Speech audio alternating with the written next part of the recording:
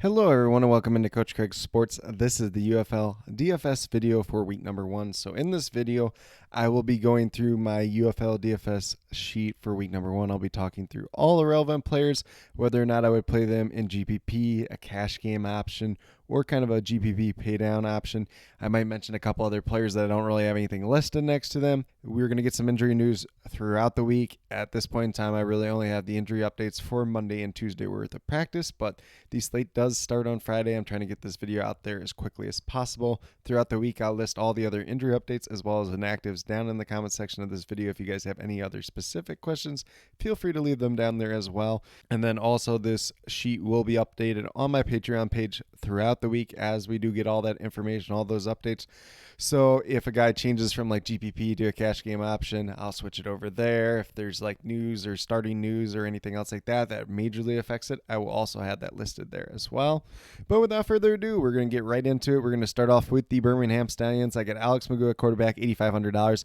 I do have him listed as a GPP option. I do assume that he will be the starter for this game, but I would not be surprised if Matt Corral also gets reps in this game. But I like the upside of Alex Magoo. Obviously, the former USFL MVP does have some rushing upside at the end of the day as well.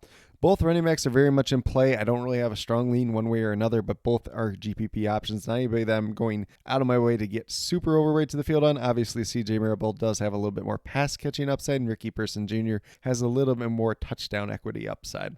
In terms of the wide receivers, there's 4 guys here that I would like to mention. Deion Kane, who is also the kick returner, $8,100, kind of a GPP option. Marlon Williams, who I assume is probably going to play maybe a little bit more slot this year. It might be him, it might be Davion Davis, but $6,900, very much in play as a GPP option.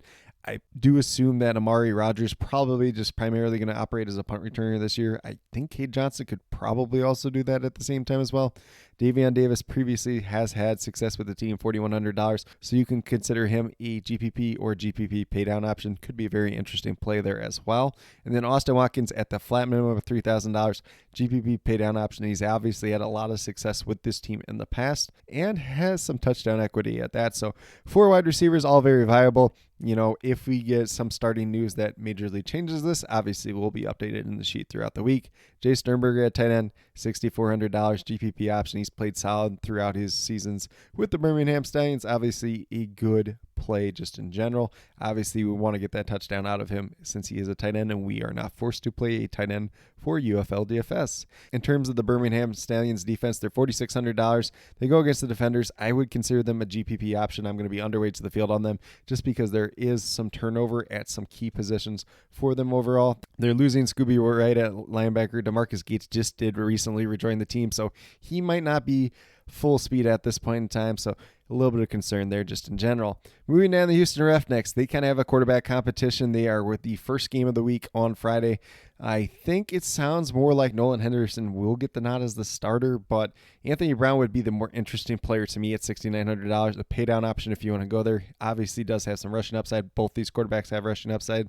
Jalen McClendon is the quarterback 3 at this point in time. He will be inactive for week number 1.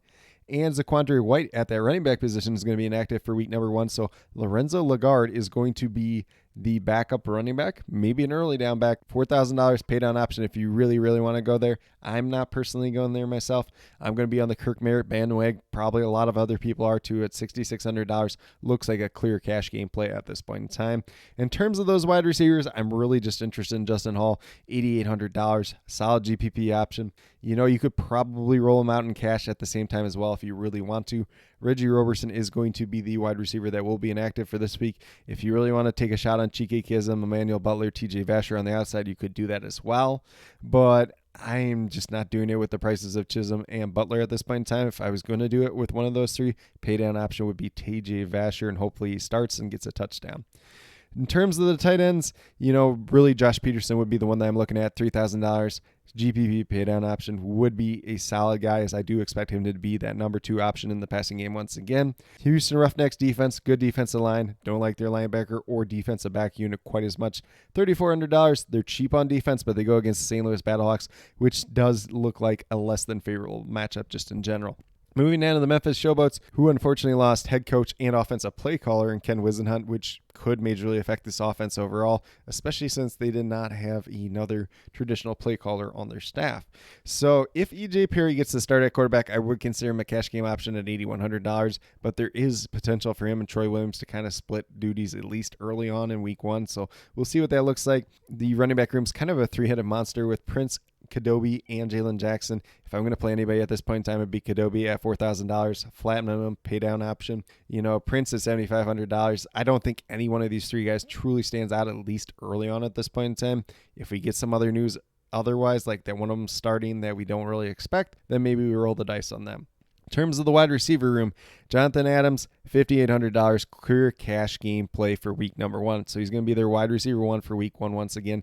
I have some interest at D. Anderson, $4,900 is a GPP option. David Davis is injured, not cleared to play at this point in time. I don't think technically he's been put on the injury list, but I don't expect him to play for week number 1. If you want to take a shot on somebody else, you can definitely do that, but nobody truly stands out. Jonathan Adams, once again, clear cash game play. D. Anderson is interesting for GPP. If you want to take a shot on somebody else in that wide receiver room, you can definitely do so. And I am not taking a shot on any of those 3 tight ends at this point in time, since Izzo and Pierce are more blocking tight ends. J.J. Wilson could be a little bit interesting, but $3,100, not the greatest price tag for him overall for week number 1. In terms of that Showboats defense, $3,800, clear pay down option. I like new defensive coordinator Jaron Horton taking over. Going against the Michigan Panthers, there could be a little bit upside there. So they're probably a defense that I'm going to play a little bit more than the field this week, just in general. Moving down to that Michigan Panthers team. So it looks like Bryce Perkins and Danny Etling both might see time in this game. If Perkins starts at $9,300, I think there's some interesting upside with him as a GPP option. If it's Etling, you could make the same case as well, but I think Perkins would have the higher upside just in general. In terms of the running back room, obviously Matthew Colburn is a very successful running back, GPP option there. If you want to play McCurry or Sherndon as kind of a pay down option, you can definitely do that as well. We'll see if one of those 3 guys is inactive for this week just in general. In terms of the wide receiver room, Marcus Sims coming off a strong season, $7,400. GPP option in him. If you want to play Mariner at $6,200 as kind of a GPP option, you can definitely do that as well. If you have a strong lead on one of these former NFL guys, Malone, Turner, or more, you could definitely play them as a pay down option, but it is a little bit risky for week number 1. If you want to roll out Cole Hukatini at tight end at $3,600 as a pay down option, definitely would warrant some consideration as well, although probably a little bit higher price tag than I would like to pay for him just in general. The Panthers defense, they're still relatively strong. They're going against the Showboats team that just did lose their offensive play caller not too long ago, a couple days ago. So $4,400 GPP option, probably going to be a little bit overweight to the field on them. They're going against EJ Perry probably as the starting quarterback, who they know really well because he was on their team last season. So they probably know a lot of his weaknesses just in general. Then we move down to the Arlington Renegades. Luis Perez is the highest priced quarterback on this slate, and probably for a good reason. He's $10,000.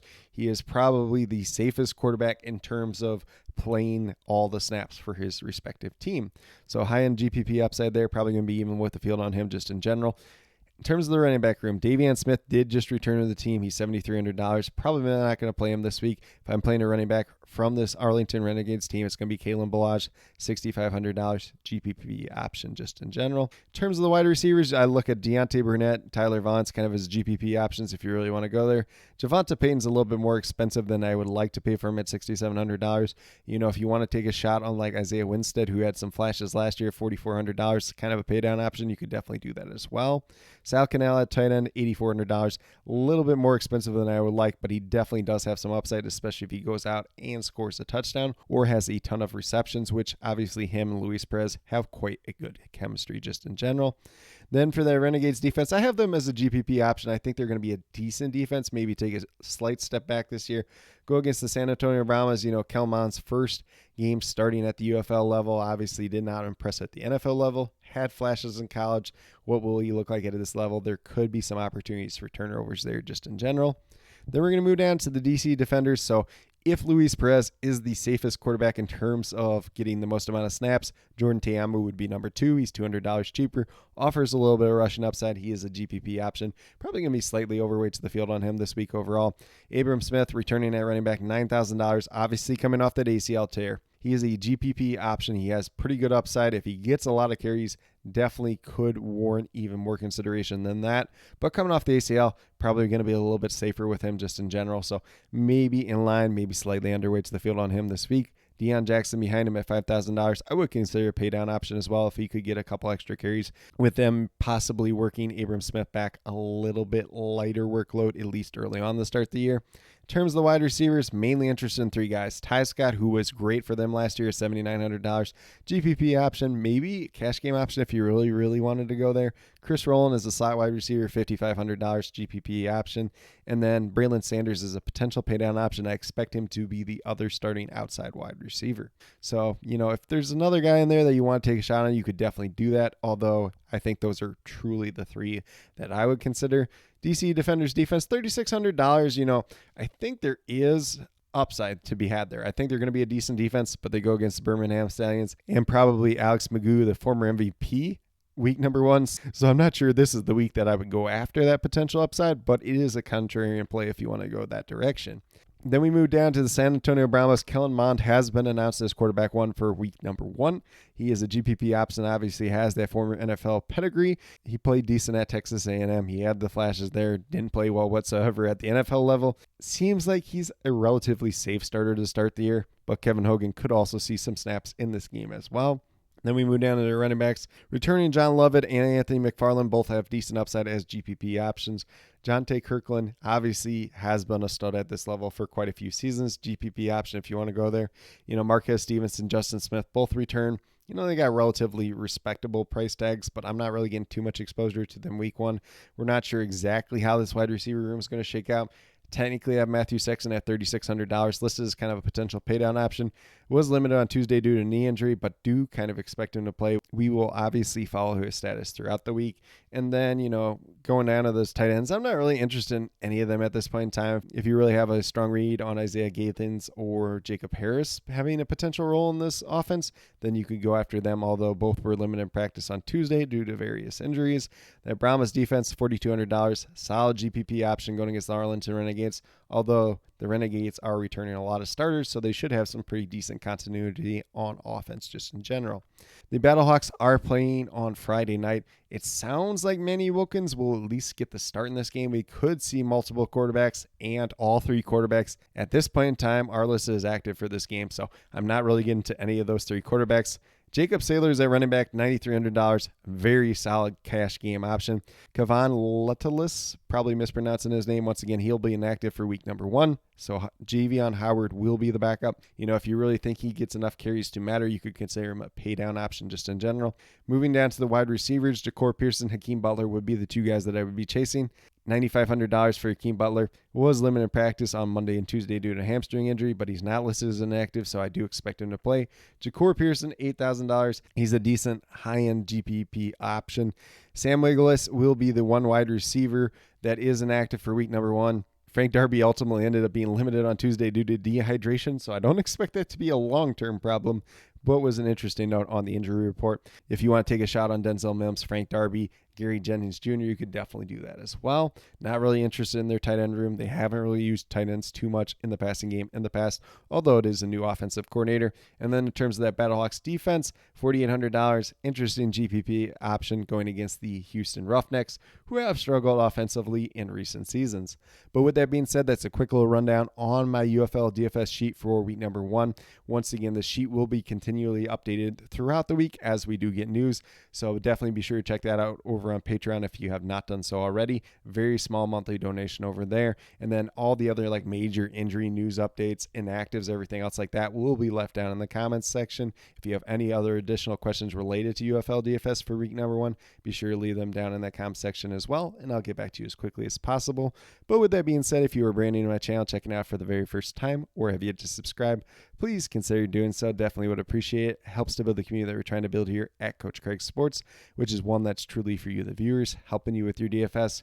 Right now, we have MLB DFS in terms of the core picks, typically Monday through Friday. And I will be posting out my UFL DFS videos weekly, typically on Tuesdays. I know this week it's obviously on Wednesday, but definitely looking forward to the UFL season just in general. And then I will also be posting up some NFL draft content as well.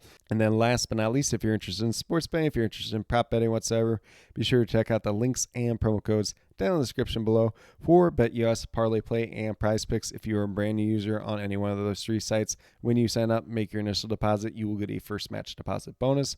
For Parlay Play and Prize Picks, it's 100% match up to $100. For BetUS, it's 125% match up to $2,000. So some pretty great opportunities to be had out there. If you have any other additional questions related to that whatsoever, feel free to reach out to me, whether it's down in the comment section of this video or on Twitter at Coach Craig Sport, and be more than happy to help you with that journey as well. But with that being said, that's all that I truly have for today's video. Definitely do appreciate each and every one of you tuning in. Definitely means a lot to me. I hope that each and every one of you have a great rest of your day, no matter what day you're watching this on, and some good luck in UFL DFS for week number 1.